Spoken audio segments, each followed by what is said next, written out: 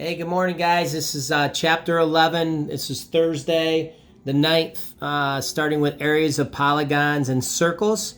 11.1 areas of parallelograms and triangles is very easy for you, very quick. So I'm going to go through this really quick. Hopefully you can see this well. One of the things that was interesting to me was a tangram. Or tangram, I don't know exactly how you say that, is an ancient Chinese puzzle that can be rearranged to form different images such as the animals shown. The area of the puzzle before and after being rearranged remains the same. It is the sum of all the areas of the pieces. So we're talking about areas of parallelograms. I thought that was kind of interesting to see. So hopefully this is in focus. Area of a parallelogram is the base times the height. That's all it is. You can use the following postulate to develop the formula for the area of a parallelogram. So here's the area addition postulate. So in the figure below, the right triangle is cut off from one side of the parallelogram, translated to the other side to as shown to form a rectangle. So you cut this part off, slide that over on there, and you can see that it's a rectangle. So that's how you actually prove that the area of a parallelogram is just base times height, like a rectangle. That's one thing I thought was really interesting, and I loved seeing that. All right, so there's your formula at the bottom, base times height. And height is straight up and down. All right, for the area of a parallelogram. Okay, let's go back over to areas of triangles. On this side, try to straighten it up here. And again, like the base of the parallelogram, the base of the triangle can be any side. The height of the triangle is the length of the altitude drawn to that given base. So understand, if this is the base, that the height is drawn to it, and if this is the base, the height is drawn to it here. And of course, if this is the base, the height is drawn from the other vertex straight to the base. Okay? Area congruence postulate. If two figures are congruent, then they have the same area, as you know. Okay? In the figures below, a parallelogram is cut in half along a diagonal to form two congruent triangles with the same base and height.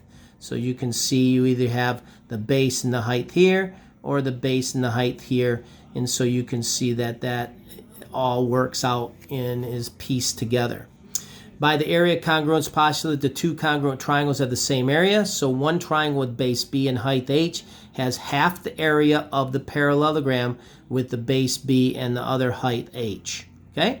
So that's why a triangle is 1/2 base times height. Now, a lot of people talk about rectangles. If you take a rectangle, which is base times height, and you draw on the diagonal, you actually get the half of the rectangles, or base times height divided by 2. All right, so let's go into the example real quick, and I know that this is really easy for you guys. I'm going to try to zoom in, but not too much. Okay, come on, get into focus here.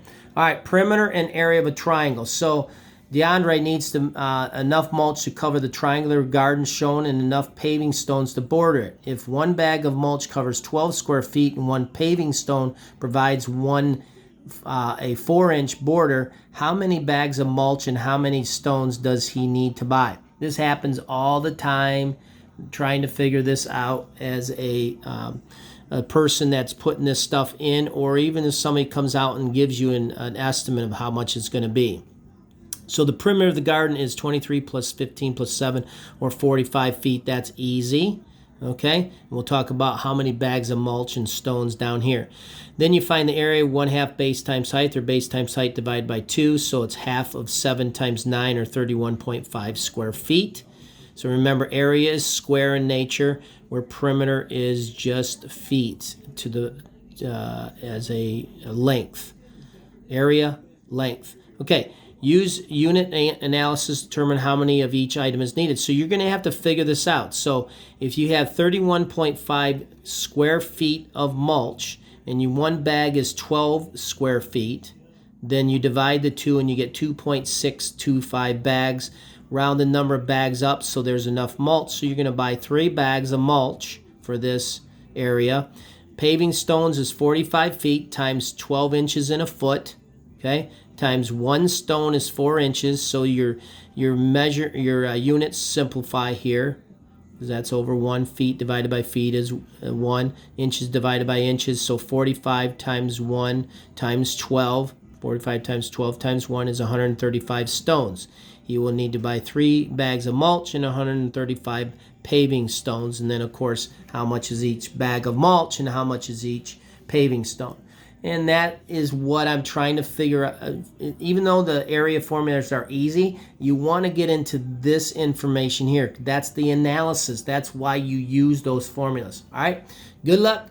Have a good day, and have a good 3-day weekend. Peace out, guys.